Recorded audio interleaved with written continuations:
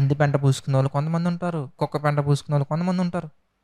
రకరకాల లిప్స్టిక్లు, రకరకాల హెయిర్స్, రకరకాల కోతి ఉంటుంది చూసారా? కోతి ఏ విధంగా అయితే లిప్స్టిక్ వేసుకుంటే ఎలా ఉంటుంది, అట్లా రకరకాల అవతారాలతోటి, విచిత్రమైన అవతారాలతోటి, ఏంటో ఆ కోతి డ్యాన్స్లు ఇవన్నీ ఏ తల్లిదండ్రులైనా వెళ్ళి లాగి చంప మీద ఒకటి కొట్టి, ఎందుకమ్మా అలాంటివి చేస్తున్నావు, దేవుడిచ్చినటువంటి శరీరాన్ని ఎలాగైనా నువ్వు చేసేది, ఆ డ్రెస్ సెన్స్ బాగోదు, ఏది బాగోదండి. ఒక దాన్ని ఏమంటారు, అప్పుడే జూ పార్క్లో నుంచి తప్పిపోయిన కొత్త జంతువులా ఉంటారు అంతే. బయటకు వచ్చిన తర్వాత అలాగే ఎగురుతారు, అలాగే కలుస్తారు, అలాంటి వేషాలు వేస్తూ ఉంటారు. ఎందుకయ్యా ఇదంతా జరుగుతుంది? ఎందుకంటే ఫ్యాన్స్ ఫాలోయింగ్ తెచ్చుకోవాలి. నువ్వు వాడు చిన్నతనంలో ఉన్నప్పుడు నీ స్వనీతిని స్థాపించావు కదా, అందుకే వాడు పెద్దయ్యాక వాడు స్వనీతిని వాడు స్థాపిస్తున్నాడు. నువ్వు వాడి దృష్టిలో హీరో అవటం కోసం ట్రై చేసావు, వాడు వేరేవాడి దృష్టిలో హీరో అవటం కోసం ట్రై చేస్తున్నాడు. నువ్వు చేసిందే నీకు జరిగింది. నువ్వు విత్తినదే పంటగా నీ కళ్ళ ముందు కనబడుతుంది. నువ్వు చేసిందే నీకు రిటర్న్ వస్తుంది. బాలుడు నడవలసిన త్రోవలో వాడిని నడిపించాలండి. నీకు కష్టంగా అనిపించినా, బాధగా అనిపించినా, ఈ మాటలు మీ హృదయాన్ని కఠినంగా తగిలినా కానీ ఇది మాత్రం వాస్తవం అండి. ఇలాంటివి మనం చేయకపోవటం వల్ల, ఇలాంటివి మనం చెప్పకపోవటం వల్ల దేవుడు చెప్పిన మార్గం ఏంటి ఇంతకీ? మీరు అనుకోవచ్చు, దేవుడు చెప్పిన మార్గం ఏంటి బ్రదర్ అంటే, చూడండి ఎంత వండర్ఫుల్గా ఉంటుందో మనం చూస్తే ద్వితీయోపదేశకాండం మనం చూద్దామండి. 6వ అధ్యాయంలో మనం చూస్తే దేవుడు ఎంత చక్కగా ఒక మార్గాన్ని సిద్ధపరిచారండి. ఎందుకంటే అందరికంటే ఫాస్ట్గా క్యాప్చర్ చేసుకుంటారండి చిన్నపిల్లలు దేనినైనా కానీ, లెర్నింగ్ స్కిల్స్ కానీ లేదంటే ఏదైనా కానీ వాళ్ళ మైండ్ చిన్నప్పుడు మనం ఎలా మౌల్డ్ చేస్తే అలా మారిపోద్దండి. వాళ్ళని చక్కగా మనం అనేక మందికి వెలుగునిచ్చే, అనేక మందికి ఉపయోగపడే ఒక పాత్రగా మనం మలిచామనుకోండి, వాళ్ళు అలా మారిపోతారండి. లేదా అనేక మందిని కూల్చే ఒక పాత్రగా మారిస్తే వాళ్ళు అలాగే మారిపోతారండి. చూడండి, అందుకే ద్వితీయోపదేశకాండము 6వ అధ్యాయం మనం చూస్తే ప్రియులారా, ద్వితీయోపదేశకాండము 6వ అధ్యాయం మనం చూస్తే 4వ వచనం 5వ వచనం మనం చూద్దామండి. నీ పూర్ణ హృదయముతోనూ, నీ పూర్ణ ఆత్మతోనూ, నీ పూర్ణ శక్తితోనూ నీ దేవుడిని యెహోవాను ప్రేమింపవలెను. నేడు నేను నీకు ఆజ్ఞాపించి ఈ మాటలు నీ హృదయంలో ఉండాలి. ఎందుకంటే you are the role model to your children. మొట్టమొదటగా నీ హృదయంలో కుళ్ళు, మత్సరం, వివాదం, శరీర కార్యాలు కాకుండా నీ హృదయం అంతా కూడా దేవుని వాక్యంతో నింపబడి పూర్ణ హృదయంతో, పూర్ణ ఆత్మతో, పూర్ణ శక్తితో, పూర్ణ బలముతో దేవుణ్ణి ఆరాధించాలి. Because you are the role model to your children. నువ్వు రోల్ మోడల్, మీ చిల్డ్రన్కి మీరే రోల్ మోడల్. ఎంత పెద్ద టీచర్స్ రానివ్వండి, ఎంత పెద్ద గొప్ప వాళ్ళ జీవితంలో రానివ్వండి, నీ దగ్గర నీ యొక్క కనుసన్నల్లో వాళ్ళు ఏవైతే నేర్చుకుంటారో అవి ఎక్కువగా ఎఫెక్ట్ చేస్తాయి. పాస్టర్ గారు వచ్చినప్పుడు దొంగతనంగా టీవీ టక్కన ఆఫ్ చేసేసి టక్కన నువ్వు చేసే వేషాలే వాడు నేర్చుకుంటాడు. నువ్వు తర్వాత భవిష్యత్తులో చెప్తే నువ్వు చేయలేదా అంటారండి. నువ్వు చేయలేదా అంటారండి.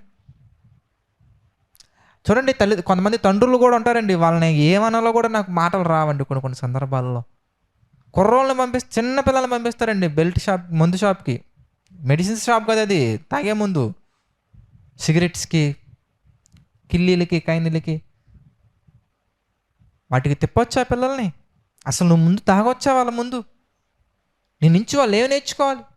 పెద్ద అయ్యాక వాడు తాగితే మాత్రం ఎన్ని లెక్చర్స్ తీసుకుంటామో, ఎన్ని క్లాసెస్ తీసుకుంటామో. అందుకే మొట్టమొదటిగా నీ హృదయంలో ఏముండాలి అంటే దేవుని యొక్క వాక్యం ఉండాలి. వాళ్ళకేదో చెప్పడం కాదు, వాళ్ళు గాడి తెప్పారు, ఏంటి గాడి తెప్పారు? నువ్వే గాడిలో నుంచి తప్పిపోయావు ఫస్ట్. కాదండి, స్కూల్లో ఏదో అంటున్నారంట, కాలేజీలో ఏదో అంటున్నారంట, కాలేజీలో ఏదో ఫెస్ట్ అంటండి, అందుకే ఏదో సరదా పడ్డారు కదండి. సరదా పడ్డారు కాదు సిస్టర్, సరదా పడ్డారు కాదు బ్రదర్. రేపొద్దున వాళ్ళ సరదాలకి వాళ్ళ ఇష్టానుసారంగా బ్రతికితే ఏడ్చి నీ కన్నులు గుంటలు పడతాయి, నీ నరాల్లో సత్తువ దిగజారిపోద్ది. నువ్వు ఇక ఎంత ప్రార్థించినా ఉపయోగం ఉండదు. ఈరోజు ఏదో వాళ్ళు సరదా పడ్డారు, ఈరోజు ఏదో కాలేజీలో ఫెస్ట్ అంట, ఈరోజు ఏదో స్కూల్లో ఫెస్ట్ అంట, ఈరోజు ఏదో కాదండి. చుట్టుపక్కల వాళ్ళ ఫ్రెండ్స్ అందరూ కూడా ఏదో ఇన్స్టాగ్రామ్లో రిలీజ్ చేస్తున్నారంట, అందుకే మావాడు కూడా చేస్తున్నాడండి. ఏదో ముచ్చట కొంచెం ఈ వయసులో కాకపోతే ఈ వయసులో చేస్తా. ఈ వయసులో చేయాల్సింది అవి కాదండి. మీరు అలా లైట్ తీసుకున్నారు కనుక అలా లైఫ్ అనేది ఇటు కాకుండా వెళ్ళిపోతుంది. మీరు అలా వాళ్ళని పట్టించుకోకుండా వదిలేశారు కనుక వాళ్ళు వేరే ప్రేమను ఎత్తుక్కుంటున్నారు. నిజమైనటువంటి క్రీస్తు ప్రేమను, నిజమైనటువంటి దేవుని ప్రేమను వాళ్ళ జీవితంలో పరిచయం చేయలేదు గనుక శరీర సంబంధమైన లోక ప్రేమను వెతుక్కుంటున్నారు వాళ్ళు. దానికి కారణం నువ్వే. వాళ్ళు ప్రేమ పేరుతో కామానికి లోనై వాళ్ళు తప్పిపోయారంటే గనక అది వాళ్ళ తప్పు ఎంతైతే ఉందో మీ తప్పు కూడా అంతే ఉంటుంది. ఎప్పుడైతే మీరు దేవుని యొక్క వాక్యాన్ని పరిచయం చెయ్యకుండా వాళ్ళని పెంచినట్లయితే గనుక భవిష్యత్తులో వాళ్ళు చేసే ప్రతి దానికి you are the responsible. Because దేవుడు చెప్పిన మార్గంలో వాళ్ళను నువ్వు పెంచలేదు కనుక. వ్యభిచారము చేయడం ఎంత తప్పో ఆ వ్యభిచారానికి సహకరించడం కూడా అంతే తప్పు.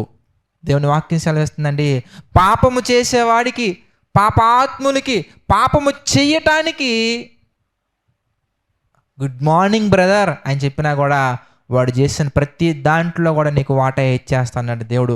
అలాంటిది నీ పిల్లలు నువ్వే రాంగ్ ట్రాక్లో విత్తనాలు విత్తి వాళ్ళ హృదయాల్లో విత్తనాలు నాటి నువ్వు పెంచుతున్నావు అంటే పెద్ద అయ్యాక వాళ్ళు చేసే ప్రతి దుర్మార్గమైన పనికి, అది దొంగతనం కావచ్చు, అబద్ధాలు అవ్వచ్చు, బూతులు అవ్వచ్చు, ఏ విధమైనటువంటి చెత్త పనులు అవ్వచ్చు, వాటన్నిటికీ కూడా దేవుడు నీకు సగం కాదు ఫుల్ వాటా ఇచ్చేస్తాడు. ఎందుకంటే నిన్ను నమ్మి నీకు బహుమానంగా దేవుడిచ్చినటువంటి గోల్డెన్ గిఫ్ట్ గనక. చిల్డ్రన్, పిల్లలు, దేవుడు మిమ్మల్ని నమ్మి మీకు ఇచ్చినటువంటి గిఫ్ట్ అండి. అది అందరికీ రాదండి, అందరికీ రాదండి. గర్భఫలము దేవుడిచ్చు బహుమానము. నువ్వు ఆ బహుమానాన్ని మంచిగా పెంచావలేదన్నదే ప్రశ్న ఇక్కడ.